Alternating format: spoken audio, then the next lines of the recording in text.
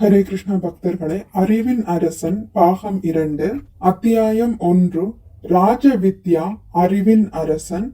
அதன் தொடர்ச்சி. பகவத்கீதை 9ஆம் அத்தியாயத்தின் முதல் செய்யுளில் குஹ்யதமம் என்ற சொல்லில் ஸ்ரீ கிருஷ்ணர் அர்ஜுனனுக்கு மிக ரகசியமான ஞானத்தை விளக்குவதாக குறிப்பிடுகின்றார். இதை ஏன் அவர் அர்ஜுனனுக்கு அறிவிக்கிறார்? இதற்கு காரணம் அர்ஜுனன் அனசூய அழுக்கற்றவனாக இருப்பதுதான். ஜட உலகில் நம்மை விட யாராவது சிறந்தவராக இருப்பதை நாம் கண்டால் நாம் பொறாமை கொள்கிறோம். நாம் ஒருவர் மீதொருவர் பொறாமை கொள்வது மட்டுமல்ல, கடவுள் மீதும் பொறாமை கொள்கிறோம். மேலும் நானே உரிமையாளன் என்று பகவான் ஸ்ரீ கிருஷ்ணர் கூறும்போது நாம் அவநம்பிக்கை கொள்கிறோம். ஆனால் பொறுமையின்றி ஸ்ரீ கிருஷ்ணரின் அறிவுரையை கேட்கும் அர்ஜுனனின் விஷயம் இப்படிப்பட்டதல்ல. அர்ஜுனன் கிருஷ்ணருடன் சச்சரவுகள் செய்யாமல் அவர் கூறுவது ஏதானாலும் அதை ஒப்புக்கொள்கிறார். இதுவே அர்ஜுனனின் தனிச்சிறப்பு. இதுவே பகவத்கீதையை அறிவதற்கான வழி. நமது சுயமன கற்பனைகளால் இறைவனை அறிதல் அசாத்தியம். கேட்டறிந்து ஏற்றுக்கொள்ள வேண்டும். பொறாமையற்றவனாக இருப்பதால் அர்ஜுனனுக்கு ஸ்ரீ கிருஷ்ணர் இந்த விசேஷ ஞானத்தை அளிக்கிறார். இது வெறும் கொள்கை அறிவல்ல, அனுபவ அறிவு, விஞ்ஞான சகிதம். பகவத்கீதையிலிருந்து நமக்கு கிடைக்கும் எந்த அறிவும் வெறும் மதவெறிக்காகவோ அல்லது உணர்வெழுப்பும் சுயமன கற்பனைகளுக்காகவோ எடுத்துக்கொள்ளப்படக்கூடாது. இந்த அறிவு கொள்கை அறிவும் செயல் அறிவும் இரண்டுமாகும். ஞான விஞ்ஞானம். இந்த அறிவில் ஒருவன் சிறந்தவனாகிவிட்டால் விடுதலை அவனுக்கு நிச்சயமே. ஜட உலகில் வாழ்வு இயற்கையாகவே அமங்கலமானதும் துன்பம் மிகுந்ததுமாக இருக்கிறது. மோட்சம் என்றால் விடுதலை. இந்த அறிவை புரிந்து கொள்வதால் ஒருவன் நிச்சயமாக எல்லா துன்பங்களிலிருந்தும் விடுதலை பெறுவான் என்பது உறுதி. எனவே பகவான் ஸ்ரீ கிருஷ்ணர் இந்த அறிவை பற்றி என்ன கூறுகிறார் என்பதை அறிவது மிக மிக முக்கியம்.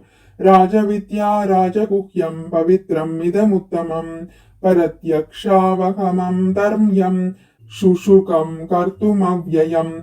இந்த அறிவு கல்வியின் அரசும் ரகசியங்களில் மிக்க ரகசியமும் ஆகும். இதுவே மிக தூய்மையான அறிவு. அனுபவத்தில் நேரடியாக தன்னுணர்வை தருவதால் இதுவே அறத்தின் முழுமை. இது அழிவற்றதும் குதூகலத்துடன் செயலாற்றப்படுவதும் ஆகும். பகவத்கீதை 9.2. பகவத்கீதையின்படி அறிவின் சிகரம் கிருஷ்ண உணர்வே, ராஜவித்யா ராஜகுஹ்யம். ஏனெனில் உண்மையில் அறிவுள்ளவனின் அடையாளமே அவன் ஸ்ரீ கிருஷ்ணரை சரணடைந்திருப்பதுதான் என்பதை பகவத்கீதையில் நாம் காண்கிறோம். கடவுளை பற்றி கற்பனை செய்து கொண்டே இருந்து ஆனால் அவருக்கு சரணடையாமல் இருக்கும் வரை அறிவின் பக்குவ நிலையை நாம் அடையவில்லை என்பது தெளிவு. அறிவின் முழுமை இதுவே. பகூனாம் ஜன்ம நாமந்தே ஞானவான் மாம் பிரபத்யதே வாசுதேவ சர்வமிதி ஷ மகாத்மா சுதுர்லப. பற்பல பிறப்பு இறப்புகளுக்கு பிறகு உண்மையிலேயே அறிவு சார்ந்தவனானவன் எல்லாவற்றிற்கும் எல்லா காரணங்களுக்கும் காரணமாக என்னை அறிந்தவனாய் என்னிடமே சரணடைகிறான். அத்தகு ஆத்மா அரிதானவன் என்று ஸ்ரீ கிருஷ்ணர் பகவத்கீதையில் 7.19 கூறுகிறார். சரணடையாத வரையில் நாம் கடவுளை புரிந்து கொள்வது இயலாது. கடவுளுக்கு சரணடைய பல பிறவிகள் ஆகலாம். ஆனால் கடவுளின் பரமநிலையை ஏற்றுக்கொண்டால் சரணடைவது உடனடியாகவே சாத்தியமாகும். ஆனால் பொதுவாக இந்த ஜட உலகில் நம் நிலை இதுவல்ல. நாம் இயற்கையாகவே அழுக்காறு காரணமாக நான் ஏன் கடவுளிடம் சரணடைய வேண்டும், நான் சுதந்திரமானவன், சுயமாக செயலாற்றுவேன் என்று எண்ணுகிறேன்.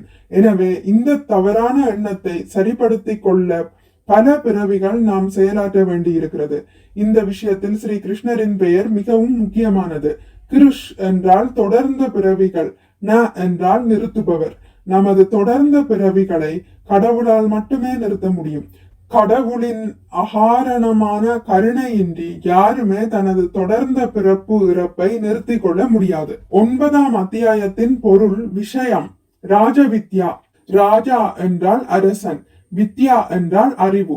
சாதாரண வாழ்வில் ஒரு துறையில் ஒருவரையும் வேறொன்றில் வேறொருவரையும் மன்னராக காண்கிறோம்.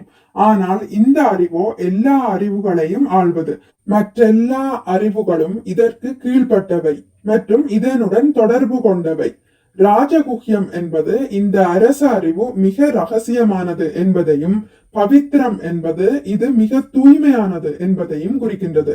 இந்த அறிவு உத்தமம் கூட, உத் என்றால் உயர்ந்தது, தம என்றால் இருள், இவ்வுலகையும் இவ்வுலக அறிவையும் கடந்து உயர்ந்தது. உத்தமம் இது ஒளியின் அறிவு, எனவே இருள் இதிலிருந்து விலக்கப்பட்டிருக்கிறது. இந்த அறிவு பாதையை ஒருவன் பின்பற்றினால் அவன் பக்குவ வழியில் எவ்வளவு தூரம் முன்னேறி இருக்கிறான் என்பதை தானாகவே அறிந்து கொள்வான். பிரத்யக்ஷாவகமம் தர்ம்யம் சுஷுகம் கர்த்தும் என்பது இவ்வறிவு செயலாற்ற மிகவும் மகிழ்ச்சி நிறைந்ததும் குதூகலமானதுமாகும் என்பதை காட்டுகிறது. அவ்யயம் என்பது இந்த அறிவு நிரந்தரமானது என்பதை குறிப்பது. இந்த ஜட உலகில் கல்விக்காகவும் செல்வத்திற்காகவும் நாம் உழைக்கலாம், ஆனால் இவை அவ்யயம் அல்ல. ஏனெனில் இவ்வுடல் அழிவதுடன் கூடவே பிற எல்லாமும் அழிந்து விடுகின்றன. நமது கல்வி, முதுநிலை பட்டங்கள், வங்கி சேமிப்புகள், குடும்பம் எல்லாமே மரணத்துடன் முடிவடைகின்றன. இந்த ஜட உலகில் நாம் செய்வது எதானாலும் சரி, நிரந்தரமற்றது.